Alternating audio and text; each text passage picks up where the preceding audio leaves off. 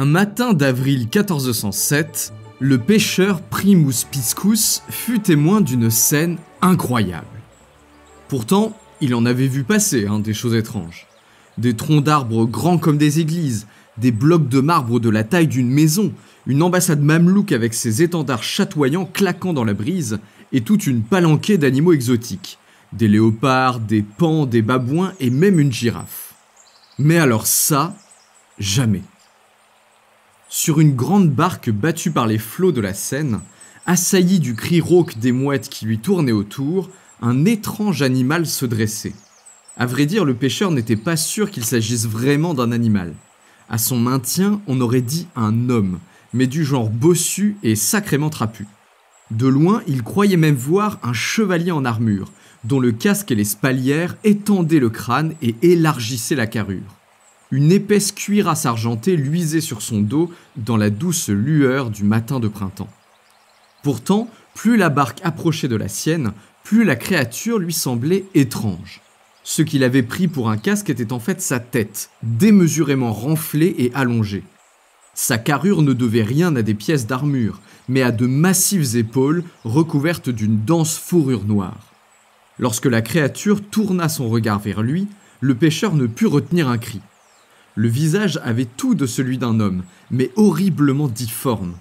Un nez énorme et aplati, des oreilles minuscules sortant à peine de son énorme tête, et des yeux profondément enfoncés dans leurs orbites, sous une arcade sourcilière qui tenait plus de la muraille que du sourcil. Alors que Primus Piscus détaillait l'étrange créature, celle-ci commença à lever son énorme bras. Le pêcheur eut un mouvement de recul et s'apprêtait à saisir sa rame en guise de lance. Mais la créature lui adressa un sourire en agitant sa main noire comme la nuit. La douce brise agitait sa fourrure et la créature semblait passer un bon moment sur le fleuve en suivant des yeux les mouettes qui voletaient autour d'elle. Passé son effroi, l'honorable pêcheur engagea sa barque dans le sillage de sa grande sœur. Avec ses 30 ans à sillonner la Seine en tous sens, il était tout de même devenu une petite célébrité sur la rive droite du fleuve. Tout le monde le savait, à chaque fois qu'il amarrait sa barque au quai, il avait toujours une bonne anecdote à raconter. Pas question donc de passer à côté de celle-ci. Un géant velu et difforme arrivé en plein cœur de la capitale, ça ne se refuse pas. La barque suivit le cours du fleuve, passant sous les arches monumentales du pont aux Meuniers, du pont au Change, puis du pont Notre-Dame. Laissant derrière elle les maisons entassées en rangs serrés sur le pont, elle bifurqua vers le port aux vins, accostant sur l'une des jetées de bois déjà engorgées de bateaux. Entre-temps, l'énorme créature avait été recouverte d'une grande cape qui masquait difficilement ses épaules massives. Visiblement, ses propriétaires ne tenaient pas à ce qu'elle attire trop l'attention. Si sa démarche chaloupée et sa carrure inhabituelle trahissaient encore son origine étrange aux yeux du pêcheur, la cape suffisait à la dérober aux regards indiscrets. En parlant de discrétion, Primus Piscus le savait bien. La clé d'une bonne histoire, c'est de ne pas attirer l'attention. Il amarra prudemment sa barque sur la jetée voisine et descendit sur le quai à pas de loup. Le cortège de l'étrange créature ne s'attarda pas trop au bord de l'eau et prit rapidement la direction de l'est en longeant le fleuve. Le géant velu était accompagné de plusieurs marchands, vraisemblablement des Italiens, qui se tenaient très près de lui comme pour le masquer encore un peu plus aux yeux des passants. Primus remarqua avec satisfaction que les regards ne s'attardaient pas trop sur la créature. Tout semblait suffisamment normal pour ne pas attirer l'attention. Le pêcheur s'en frotta les mains. L'histoire n'en serait que plus croustillante. Personne n'aurait vu la créature sauf lui, quelle aubaine!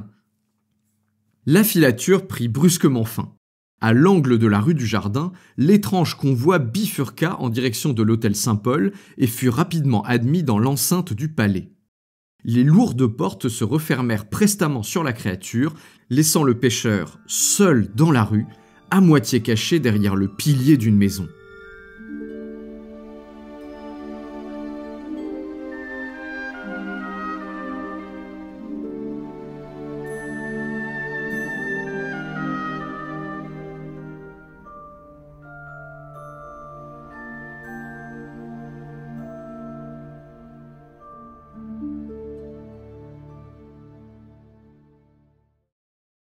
La rumeur se répandit comme une traînée de poudre. Primus Piscus avait vu juste. Avec son histoire, il avait fait mouche. Dès qu'il commença à la raconter, le soir même dans l'une des tavernes de la cité nommée la Pomme de Pin, les yeux de son auditoire devinrent ronds comme des soucoupes. Tous, du plus misérable artisan à la plus riche veuve, buvaient ses paroles et l'assaillaient de questions sur l'étrange créature. Ce soir-là, le tavernier du même, chose extrêmement rare, poussait lui-même ses clients hors de l'établissement pour pouvoir enfin fermer. Mais le lendemain, ils étaient tous de retour.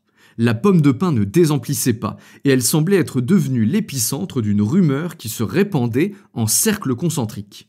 Dès le lendemain matin, on entendit sur le pont Saint-Michel qu'un géant velu de 6 pieds avait débarqué à Paris. Dans l'après-midi, sur le parvis de Saint-Jacques de la Boucherie, un écrivain disait à qui voulait l'entendre que l'étrange créature était une sorte d'ours monstrueux arraché au pays de Couche par des caravaniers qui voulaient en faire présent au roi de France.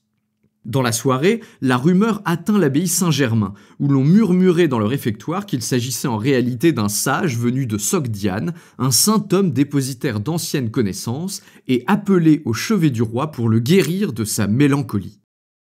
Le surlendemain, la rumeur avait déjà franchi les murs, et un équarrisseur du faubourg Saint-Laurent entendit un savetier lui dire qu'un ami Foulon lui avait appris que la créature était en réalité le général en chef de l'armée du prêtre Jean venu prêter fidélité et s'engager aux côtés des chrétiens pour déloger les infidèles de Terre Sainte. Rien ne semblait pouvoir endiguer la rumeur qui se répandait dans tout Paris et mutait entre chaque porteur. La cité tout entière était déjà au fait de l'étrange créature lorsqu'un beau jour de juin, elle fit son apparition en public. Le roi, le bon Charles VI, avait décidé ce jour-là d'organiser un beau tournoi. À la tête du royaume, la situation n'avait jamais été aussi tendue, au bord de la rupture. L'histoire de l'étrange créature arrivée par bateau avait permis au peuple de ne plus penser, l'espace de quelques semaines, à l'escalade de tourments à laquelle jouaient les grands princes du sang. Le duc de Bourgogne, Jean sans peur, et le duc Louis d'Orléans étaient à couteau tiré et toute la cité tremblait de devoir bientôt choisir un camp. Les plus prudents cachaient de l'or dans la crainte d'une élévation du prix des grains et les plus désespérés fourbissaient les armes sur lesquelles ils pouvaient mettre la main. Ballotté entre les ambitions de son frère et celles de son neveu, le pauvre roi Charles ne pouvait que constater, dans ces rares moments de lucidité que lui épargnait sa folie, la catastrophe vers laquelle son royaume dérivait. En ce beau mois de juin où le soleil qui brillait dans le ciel semblait tant contraster avec les nuages qui s'amoncelaient au-dessus des têtes, il avait décidé d'offrir une belle distraction au peuple de Paris, en même temps qu'une occasion pour les princes de vider leurs querelles dans une bataille courtoise et réglementée. À cette occasion, toute la ménagerie royale était de sortie. Les ours, les singes, les léopards et les paons pavanaient aux côtés des officiers du roi, mais bien vainement, car tous les regards étaient tournés, comme vissés, aimantés, sur le nouvel hôte de la ménagerie. En pleine lumière, la créature était encore plus impressionnante que depuis la barque où Primus l'avait vue pour la première fois. Malgré sa stature un peu voûtée, elle inspirait une sainte terreur, avec son pelage d'un noir d'encre, son regard perçant et sa carrure défiant toute esthétique humaine. Le roi et la reine couvaient leur créature d'un regard d'admiration et d'envie, et le peuple se mit rapidement à murmurer que le fameux tournoi n'était en fait qu'un prétexte pour montrer l'étrange créature aux Parisiens. Pourtant, loin d'apaiser la rumeur, le spectacle de la créature en plein air, avec son regard plein d'assurance et son pelage fourni, enflamma la capitale. Les débats faisaient rage pour savoir si l'on avait affaire à un homme ou à un animal. Les observateurs les plus perspicaces en perdaient leur latin. Par sa taille, son maintien et même son visage, la créature avait indéniablement des traits humains, et pourtant il se dégageait d'elle une puissance et une bestialité inconnues dans ces contrées. L'attitude du souverain d'ailleurs ne faisait que brouiller les pistes. Aux yeux des Parisiens, il semblait que la créature était plus un hôte qu'un captif. Étrangement, le roi ne l'avait pas fait entraver, et l'énorme bête poilue se baladait librement. Le regard du roi ne ressemblait pas non plus à celui qu'il portait sur les animaux exotiques qui peuplaient sa ménagerie. Les petits singes qu'il possédait lui mordaient l'oreille sans qu'il s'en aperçoive, ses léopards ronronnaient contre ses genoux sans en tirer la moindre caresse, tant le souverain semblait fasciné par la noire créature. Il ne levait les yeux que pour prononcer les paroles auxquelles son rang l'obligeait, mais détournait la tête dès son devoir accompli, son regard attiré comme un aimant vers son protégé. Dès que la créature se curait le nez ou se grattait les fesses, dès qu'elle faisait le moindre mouvement un peu comique ou incongru, le roi laissait échapper un petit cri et battait énergiquement des mains avec un regard d'adoration. Le tournoi se termina sans que son objectif ne soit pleinement atteint. Alors que le mois de juin tirait vers sa fin, la rivalité entre les ducs de Bourgogne et d'Orléans ne s'était nullement calmée, bien au contraire. Désormais, aux innombrables arguties juridiques, administratives, territoriales, financières et religieuses qui les séparaient, venait de s'ajouter un nouveau motif de haine viscérale, le destin de l'étrange créature. Pendant que le roi se passionnait pour son hôte velu, le regard des deux princes brillait d'un éclat mauvais. Le tout Paris avait bien saisi ce nouvel enjeu de pouvoir et de prestige. Dès le lendemain du tournoi, les premières histoires commencèrent à circuler. On apprit rapidement que les deux princes étaient entrés en guerre pour l'affection de la créature. Un jour, Louis d'Orléans rendit visite au roi mais ne prêta aucune attention au souverain. Il était venu accompagné d'un joueur de lyre, l'un des plus en vue de la capitale, dont il donna une sérénade à la créature qui en fut, paraît-il, enchantée. Le lendemain, c'était Jean sans peur qui toquait à la porte de Saint-Paul. Il avait avec lui un plein panier des fruits les plus juteux qu'on pouvait trouver, dont la créature se régala goulûment. Et le ballet ne cessait pas. Vêtements, jeux, bouffonneries, armes et bijoux, les princes faisaient le siège de l'hôtel royal pour couvrir son protégé poilu de cadeaux d'un montant à donner le vertige. Pendant que le frère du roi et son neveu rivalisaient de présents, au point de rendre folle la reine qui n'appréciait pas d'être ainsi reléguée au rang de portière, d'autres rumeurs continuaient à inonder la capitale. On se mit à raconter que la créature était d'une virilité peu commune, et que plusieurs des dames de la reine avaient déjà eu à subir ses ardeurs. D'aucuns en furent scandalisés, mais d'autres y virent au contraire une opportunité. Marthe, la veuve boulangère, devint étrangement assidue à ses livraisons quotidiennes pour la maisonnée royale. Un soir, après quelques bonnes bières à la taverne, elle osa avouer qu'elle s'était donnée à la créature et que l'étreinte de ses mains velues sur ses fesses l'avait emplie d'un désir plus vif que celui qu'aucun homme pouvait lui inspirer. Et elle n'était pas la seule. Plusieurs hommes commencèrent à se plaindre que leurs femmes ne mettaient plus autant d'ardeur au devoir conjugal qu'auparavant et qu'elles semblaient avoir la tête ailleurs. Les observateurs les plus attentifs, dont Primous, bien au fait des histoires de coucherie, savaient que les problèmes conjugaux en question ne dataient pas tous de l'arrivée de cette créature, mais qu'elle présentait un prétexte bien commode pour se plaindre d'une réalité où les maris eux-mêmes n'étaient pas vraiment sans reproche. La rumeur enfla tant que le clergé fut bien obligé de s'y intéresser. Dès le début, plusieurs franciscains et dominicains, tenus pour particulièrement savants, avaient participé au débat général et conclu qu'il s'agissait bien là d'un animal, bien qu'ils fussent incapables d'en donner la nature exacte. Dans les premières semaines, les membres du clergé parisien, mendiants, universitaires comme cisterciens, n'avaient parlé de la créature que d'un air amusé, comme s'ils se moquaient des superstitions du bas peuple. Rapidement toutefois, ils ne purent se contenter de cette attitude dédaigneuse. Virilité bestiale ou pas, la créature causait trop de rumeurs et trop de théories néfastes pour qu'ils laissent la situation partir ainsi hors de tout contrôle. Alors les universitaires les plus zélés se mirent au travail et compulsèrent toute la science antique qu'ils purent trouver afin d'en savoir plus sur la créature qui défrayait le tout Paris. Pendant que le travail de recherche battait son plein, des prédicateurs commencèrent à monter en chaire pour dénoncer l'arrivée de l'animal diabolique parmi les chrétiens. À leur suite, les débats prirent une tournure moins binaire. Il n'était plus seulement question de savoir si la créature était un homme ou une bête, mais de décider s'il fallait l'autoriser à vivre ainsi parmi le peuple de Paris, ou s'il fallait qu'elle quitte la capitale.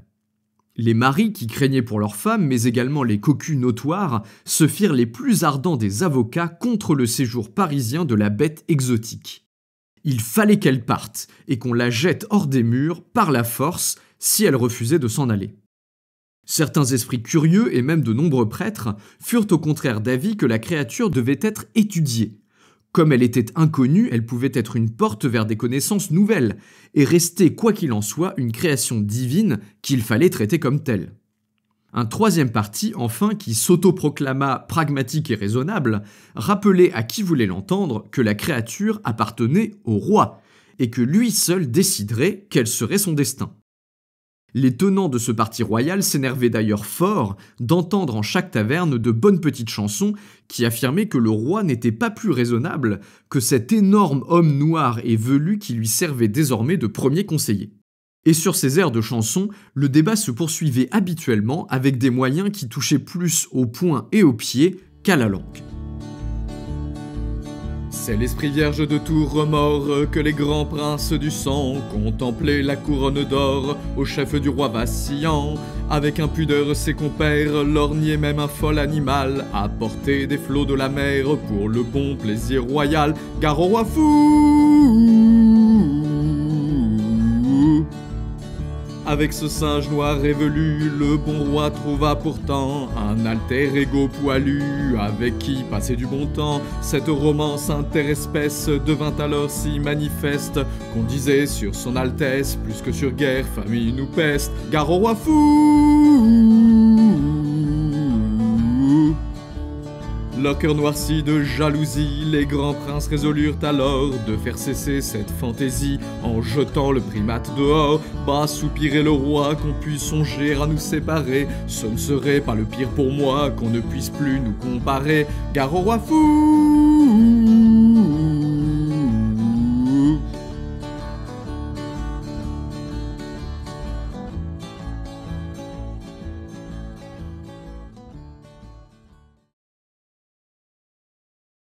Au milieu de l'été, l'université avait fini ses recherches, et une grande prédication solennelle fut organisée par Jean Gerson lui-même, habile docteur et chancelier de l'université de Paris. Dans la nef pleine à craquer de l'église des Bernardins, il prit la parole devant le peuple parisien pour livrer sa réflexion et donner la conduite à tenir. Mes frères chrétiens, une fois de plus, la beauté de la création divine se manifeste à nos yeux. Nous connaissons le pélican qui donne ses entrailles pour nourrir ses enfants, l'abeille infatigable qui travaille sans se soucier des richesses, et l'ours qui se repent de sa luxure en léchant ses enfants jusqu'à leur redonner la vie. Et malgré la connaissance immense léguée par les autorités du passé, nous n'avions encore jamais vu ni entendu parler d'une créature aussi extraordinaire que celle qui a foulé le sol de notre cité il y a quelques semaines. J'ai interrogé mes frères docteurs et ensemble nous avons lu tout ce que nous pouvions trouver afin de déterminer l'attitude à adopter face à cette créature. Faut-il la fuir comme nous le faisons des loups ou au contraire l'inviter dans nos maisons et dans nos cœurs comme nous le faisons des chiens ? Dans notre travail, nous avons commencé par chercher si cette créature avait un nom. Les Saintes Écritures nous disent qu'après lui avoir donné la supériorité sur toutes les bêtes qui habitent la terre, l'eau et le ciel, Dieu ordonna à Adam de nommer chaque animal. Tout animal qui est nommé est donc une création de Dieu. En lisant les auteurs antiques, nous avons trouvé que la créature arrivée récemment à Paris était un descendant des Gorgones qui terrifiaient les marins. Pour cette raison, les anciens Grecs nommaient ces créatures Gorillae, ce qui veut dire « femme velue ». Or, comme me l'ont fait remarquer certaines femmes que j'ai reçues en confession, dont je tairai le nom, la créature qui vit à l'hôtel Saint-Paul n'est pas une femelle, mais bien un mâle. Aussi avons-nous résolu de l'appeler le gorille et qu'il soit ainsi nommé par tous. Les Vénitiens qui l'ont apporté à Paris nous ont juré l'avoir acheté à Alexandrie d'une caravane qu'il avait elle-même acquis d'une autre caravane. Ils affirment que la bête vient de la région qui entoure le commencement du Nil, bien plus loin que le pays de Couche et que le royaume du prêtre Jean, à l'endroit où le fleuve se détache de l'océan extérieur pour commencer sa course vers la Méditerranée. Le gorille est donc une création divine, de cela nous ne pouvons pas douter, et l'on peut le rapprocher du singe que nous connaissons tous pour en avoir vu parmi les animaux du roi et d'autres grands princes. Comme le singe, il n'a pas de queue, et sa physionomie laide et difforme ne fait qu'imiter celle de l'homme. Comme lui, sa fourrure sombre témoigne de sa nature de pêcheur. Il nous semble également que le gorille est à rapprocher de l'ours par la taille et par la physionomie. Comme lui, il ressemble à l'homme par sa capacité à se tenir debout, mais se laisse dévorer par son avidité charnelle. Faut-il pour autant en faire un animal diabolique aux pulsions dangereuses que l'on doit maintenir à l'écart des chrétiens pour le renvoyer vers la profonde forêt à laquelle il appartient ? Nous ne le pensons pas, car même le plus infâme des pécheurs peut mériter notre pitié, celle que notre Sauveur manifeste envers tout homme qui souhaite être sauvé. Car le gorille, comme tout animal, comporte en lui-même le symbole de nos vices et de nos vertus. Souvenez-vous de l'exemple du renard à la queue trop longue qui refuse d'en céder une partie au singe qui en est dépourvu. Le singe dans cet exemple n'est-il point pareil au pauvre qui se voit refuser la charité nécessaire à sa survie alors même qu'elle est l'œuvre du Christ ? Aussi, sur la conduite à tenir, notre esprit s'est-il fixé sur la nécessité d'en savoir plus, d'en apprendre sur cet animal avant de le bannir hors de nos murs ou de lui témoigner trop d'amitié. Je mènerai en particulier une mission auprès de cette créature, de ce gorille, pour savoir si son habileté n'est qu'imitation ou s'il est réellement capable d'écouter et de recevoir la parole de notre Seigneur. Après seulement pourrons-nous décider d'une attitude à conserver envers cette créature. Le prêche de Jean Gerson allait se révéler malheureusement vain. Pendant que les universitaires travaillaient à ouvrir une nouvelle voie de communication entre les espèces, la rivalité entre les grands princes avait franchi un cap décisif. Après les cajoleries et les cadeaux était venu un intérêt plus insistant et moins feutré. Le symbole du pouvoir qu'était le gorille aiguisait les appétits princiers, et il devenait clair qu'Orléans comme Bourgogne rêvaient de pouvoir intégrer le grand singe à leur ménagerie personnelle. Plusieurs fois, les officiers royaux durent empêcher les serviteurs des ducs de mettre la main sur la créature avec des stratagèmes plus ou moins habiles. L'un laissait négligemment tomber des fruits de son panier le long du chemin jusqu'à la cour dans l'espoir que le gorille suive la trace. L'autre prétendait que le roi lui avait donné pour mission de conduire le singe à la Seine pour qu'il puisse se laver, astuce bien heureusement éventée alors que le gorille passait déjà la tête hors du portail. Dans la cour de l'hôtel, il devenait fréquent que les serviteurs des ducs en viennent aux mains, rivalisant d'inventivité pour tenter de saisir la créature. Dans les rares moments de lucidité que sa maladie lui accordait, le roi devenait comme fou en voyant toutes ces tentatives. Un serviteur du duc d'Orléans eut même la main tranchée d'un coup d'épée royal alors qu'il tirait le gorille avec une laisse improvisée faite d'un rideau de velours décroché dans une chambre. Le peuple de Paris retenait son souffle. Sans la poigne intimidante du roi, rien n'empêchait plus les princes de se jeter à la gorge l'un de l'autre. On le murmurait dans les tavernes. Tout cela allait mal finir, et le peuple de Paris aurait à en subir les conséquences.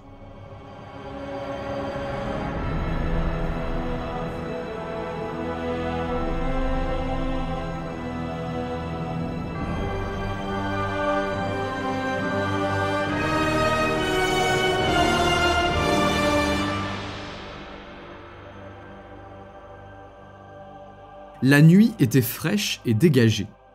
Dans le ciel de novembre d'un noir d'encre, un beau croissant de lune répandait sa douce lueur argentée sur les toits de la cité endormie. Tout semblait calme. Une lueur chaude émanait de l'une des fenêtres de l'hôtel Saint-Paul, celle de la reine. Assis, on percevait également une autre lueur, plus faible, vacillante, celle d'une petite lampe à huile qui brûlait à l'étage de l'une des maisons de la rue Vieille du Temple. Ce soir-là, Primus Piscus, le fameux pêcheur faiseur d'histoire, avait un commerce dont il ne souhaitait pas lancer la rumeur. Officiellement, il ne se trouvait pas au domicile de la douce Madeleine, mais sur sa barque en train de pêcher un poisson fort rare qui ne s'attrapait qu'en pleine nuit. Appuyé sur le rebord de la fenêtre, le pêcheur capta un mouvement du coin de l'œil. Une petite compagnie venait de sortir par une porte secondaire de l'hôtel. Il ne devait pas être plus d'une demi-douzaine, mais l'un des membres de l'équipage attira tout de suite l'attention de Primus. La même cape, la même démarche chaloupée, les mêmes épaules massives. C'était le gorille! Et là, en tête du cortège, Louis d'Orléans, le duc lui-même! Le pêcheur ne put s'empêcher de lâcher un petit sifflement d'admiration. Le duc avait fini par réussir. Il avait dû se résoudre à voler le singe lui-même après que ses serviteurs aient tous échoué. Éberlué, Primus regarda la compagnie passer au pied de la maison de Madeleine en direction de la Seine. Le duc prenait un risque énorme en se livrant personnellement à ce genre de larcin animalier. Ce n'était pas possible qu'un singe soit la cause de tant d'ardeur. Soudain, un cri puissant s'éleva d'une des rues perpendiculaires. Une petite troupe d'hommes encapuchonnés venait de surgir de l'ombre et se jeter sur le duc et sa compagnie. Une terrible mêlée s'ensuivit, ponctuée par les cris de Louis d'Orléans pour qu'on le reconnaisse et que l'attaque cesse. Mais les brigands savaient qui il était. C'était pour lui qu'ils étaient venus. Le gorille se débattait comme un beau diable. L'attaque et les cris l'avaient rendu comme fou, et il balançait ses énormes bras dans tous les sens avec des rugissements de rage à vous glacer le sang. Les brigands tentaient tant bien que mal de lui passer une corde au cou, mais après quelques essais infructueux et d'énormes coups de patte reçus au hasard, ils durent faire marche arrière. Une à une, les fenêtres de la rue s'allumaient et les habitants passaient la tête pour voir ce qui se passait. Trop tard, dans un dernier coup mortel, les brigands mirent le duc à terre et s'enfuirent sans demander leur reste. Le calme revenu, les habitants descendirent dans la rue et s'amassèrent autour du cadavre mutilé du duc, qui baignait dans une mare de sang.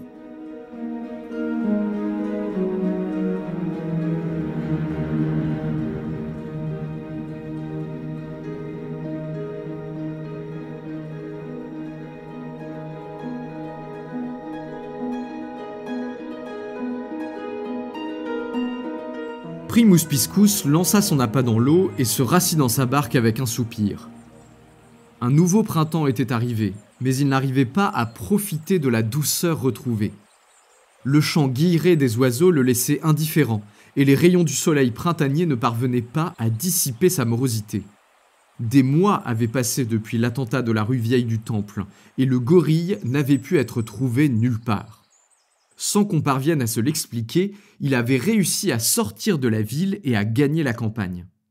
D'un coup, une nuit fatale, il avait disparu aussi brutalement qu'il était apparu, et le peuple de Paris l'avait rapidement oublié. Tous avaient également oublié que c'était bien cette histoire de gorille qui avait mis le feu aux poudres. Le duc de Bourgogne, saisi d'une rage inexplicable, n'avait pas hésité à faire assassiner son cousin en pleine rue plutôt que de le laisser mettre la main sur le grand singe. Ou peut-être ces hommes de main avaient-ils outrepassé ses ordres. Bien entendu, le duc Félon lui-même s'était enfui. Depuis ses terres, bien en sécurité, il avait commencé à tisser sa toile et à réinventer l'histoire. Disparu le mobile gorillesque, ne restait que la rivalité politique et financière, finalement bien classique, mais à laquelle il n'était pas difficile de croire. Cette nuit tragique n'avait pas épargné Primus non plus. De lanceur de rumeurs, il était d'un coup devenu témoin. Il n'avait alors pu cacher qu'il ne se trouvait pas dans sa barque à pêcher du poisson cette fameuse nuit. Pire encore, personne n'avait voulu croire ce qu'il avait vu. Qui aurait pu imaginer qu'un duc puisse être assassiné par des hommes venus l'empêcher de voler un gorille ? La créature ne se trouvait nulle part, la principale preuve s'était donc envolée, et il semblait à tous les hommes de justice et de loi qu'un tel mobile était inenvisageable. Primus était passé pour un affabulateur, un homme prisonnier de ses histoires, qui n'hésitait pas à mentir pour attirer l'attention sur lui. Depuis, son étoile n'avait cessé de décliner. Sa femme le dénigrait publiquement, ses voisins l'évitaient autant que possible, et même ses clients traditionnels le fuyaient. Heureusement qu'il était encore nécessaire d'adresser la parole au pêcheur pour récupérer sa précieuse cargaison. Finalement, ce maudit gorille n'avait amené que la misère avec lui. La situation n'était déjà pas brillante avant son arrivée, elle était devenue presque intenable après son départ. L'appât commença à gigoter au bout du fil. Primus se releva pour le sortir de l'eau et fut frappé de stupeur. Là-bas, sur la rive, une silhouette imposante se détachait de l'éclatante végétation printanière. Une silhouette à la carrure massive, d'un noir profond. Le pêcheur croisa, l'espace d'un fugace instant, l'intelligence d'un regard perçant jeté du fond d'orbite plongé dans l'ombre. En un clin d'œil, la silhouette avait disparu, ne laissant rien derrière elle que le souvenir de sa présence.